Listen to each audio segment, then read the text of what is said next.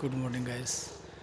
मैं आ गया हूँ मेन रोड पे भोरे बाजार का मार्ग पे। और आप देख सकते हैं आज बहुत ही ज़्यादा कोहरा है, बहुत ही ज़्यादा ठंड पड़ रहा है। ऐसा लग रहा है स्विट्ज़रलैंड में आ गए हैं गाइस। तो आज का टॉपिक है साइबर फ्रॉड। साइबर फ्रॉड से कैसे बचें। आजकल का जो ज़माना है पूरा डिजिटल एरा है, और इस डिजिटल एरा में हम कैसे बचें साइबर फ्रॉड से। क्योंकि मेरा एक छोटा भाई है, कजिन ब्रदर, उसके साथ एक साइबर फ्रॉड हो गया है। 1 लाख रुपए की ऑनलाइन ठगी कर ली गई है गाइस। तो उसके बारे में बताएंगे कि ये यूपीआई के माध्यम से ट्रांजैक्शन हुआ है, लेकिन हमने जब अपना यूपीआई अकाउंट चेक किया तो उसमें कोई ट्रांजैक्शन नहीं शो कर रहा है, और ना ही हमें कोई बैंक से मैसेज आया है। हमें पता कैसे चला, तो ट्रू कॉलर से हमें मैसेज आया कि आपके खाते से पैसा कटा हुआ है 15 दिसंबर को। फिर हमने 16 दिसंबर को पहले बैंक में कॉल किया, कस्टमर केयर पे कॉल करके हमने बंद करवाया अपने अकाउंट को, यूपीआई अकाउंट को भी सस्पेंड करवा दिया। फिर उसके बाद से हमने 1930 पे कॉल किया और वहाँ पे अपना कंप्लेन दर्ज कराया। आपके साथ यदि फ्रॉड हुआ है तो पहले 1930 पे कॉल कीजिए। वहाँ पे फिर आपसे जो डिटेल पूछा जाएगा उसकी जानकारी मैं आपको देना चाहूँगा। वहाँ से आपको यूटीआर नंबर, ट्रांजैक्शन का अमाउंट, कितने टाइम में ट्रांजैक्शन हुआ है, ये सारी डिटेल पूछी जाएगी। फिर आपको ये सारा चीज़ बताना होगा। फिर आप को एक एक्नॉलेज नंबर दिया जाएगा, उस एक्नॉलेज नंबर को लेके आप जाइए साइबर थाना में, जो आपके डिस्ट्रिक्ट में होगा। हमारे यहाँ तो गोपालगंज में है, तो साइबर थाना में आपको जाना पड़ेगा। साइबर थाने से जब आप जाएंगे साइबर थाना में, तो 1-2 बार में तो आपका कंप्लेन दर्ज होगा नहीं, क्योंकि साइबर थाना में आपको बहुत ज़्यादा परेशान किया जाता है। कई बोलेंगे आपका एप्लीकेशन सही से नहीं लिखा गया है, कई बोलेंगे ये एप्लीकेशन में ये त्रुटि है, इसको ठीक करा के लाओ। तो 4-5 जैसे संस्थान में आपको पहले परेशान किया जाता है, ताकि 50% लोग परेशान होकर ही छोड़ दें कि छोड़ो यार, बहुत परेशान हो गए, पैसा मिलना वाला है नहीं अब, तो छोड़ देते हैं। और कुछ लोग मेहनत करते हैं, एफआईआर दर्ज होता है, फिर उसके बाद से उस पर कार्रवाई होती है, आपको सुपरविज़न के लिए बुलाया जाएगा। तो गाइस बताना चाहेंगे हमारे केस में क्या हुआ था।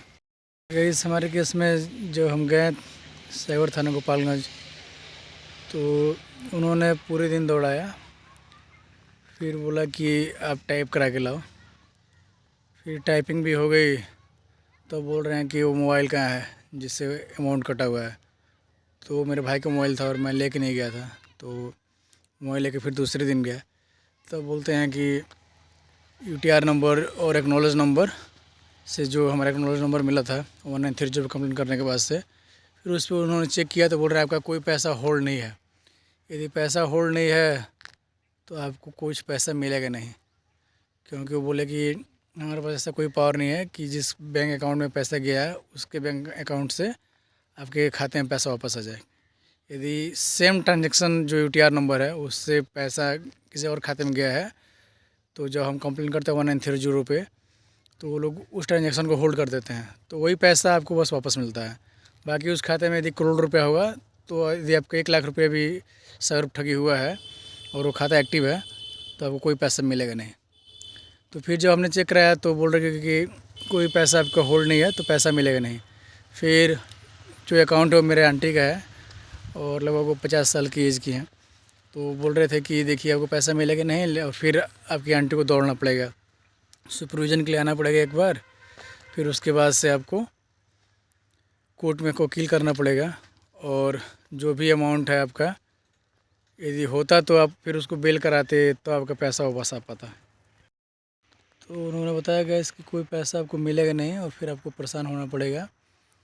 और रही बात कानूनी कार्रवाई की, तो हम करने के लिए तैयार हैं, लेकिन आपको परेशान होना पड़ेगा। जितनी बार बुलाया जाएगा आपको आना पड़ेगा, कोर्ट में आपको वकील करना पड़ेगा और 2 गवाह। तो फिर हमने सोचा कि कोई पैसा मिलना है नहीं, फालतू में आके समय भी बर्बाद होगा, पैसे की बर्बादी होगी, और मेरे आंटी को परेशान भी होना पड़ेगा, और बताएं गैस कि गोपालगंज मेरे घर से तकरीबन 102 किलोमीटर दूर है आना जाना।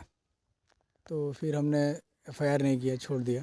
और वैसे एक और बात बताना चाहेंगे कि जब आप एफआईआर करने जाएंगे तो पहले से आपको क्या क्या डॉक्यूमेंट पूछा जाएगा वो बता देता हूँ, ताकि आपके साथ यदि फ्रॉड होता है तो आप ये सारे डॉक्यूमेंट लेके जाएं और 1 से 2 बार में ही आपका एफआईआर दर्ज हो जाए, आपको दौड़ना ना पड़े। पहले तो गैस आपको एक एप्लीकेशन लिखना पड़ेगा और उसमें पहले तो अपना नाम लिखिए, फिर अपना पूरा पता डालिए। उसके बाद से उसमें लिखिए पूरा डिटेल, कितनी बार में पैसा कटा, कब कटा, आपको सबसे पहले पता कैसे चला। फिर आप बैंक गए, बैंक में अपने खाता को ब्लॉक करवाया, फ़ोन से ब्लॉक करवाया, तो ये सारी चीज़ लिखनी होंगी। उसके बाद से आप 1930 पे कॉल किए और एक्नॉलेज नंबर लिए, ये सारी चीज़ लिखनी है। फिर उसके साथ आपको अपना आधार कार्ड, बैंक से जो भी ट्रांसफ़र हुआ है अमाउंट उसका स्टेटमेंट, फिर कौन से मैसेज से हुआ है वो मैसेज, ऐसी सारी चीज़ें आपको उसके साथ अटैच करनी पड़ेगी। फिर उसका स्कैन कॉपी करके पेन ड्राइव में लेके जाना होगा। ये सारी चीज़ें यदि आप लेके जाएंगे तो आपका काम एक से 2 बार में ही हो जाएगा। यदि इतना सारी चीज़ लेके नहीं जाते हैं तो गाइस आपको बहुत ज़्यादा दिक्कत का सामना करना पड़ सकता है। तो गाइस बात करते हैं कि ये साइबर फ्रॉड आखिर होता कैसे है और ये लोग करते कैसे हैं। एक्चुअली साइबर फ्रॉड का धंधा ये साइबर फ्रॉड का धंधा है बहुत तेज़ी से बढ़ रहा है, क्योंकि जितना हम लोग डिजिटल हो रहे हैं उतना हम सोच रहे हैं कि हमारा ट्रांजेक्शन बड़ी आसानी से हो जाए। हम पे फ़ोन और UPI, internet banking, mobile banking, ये सारी चीज़ें यूज़ करते हैं।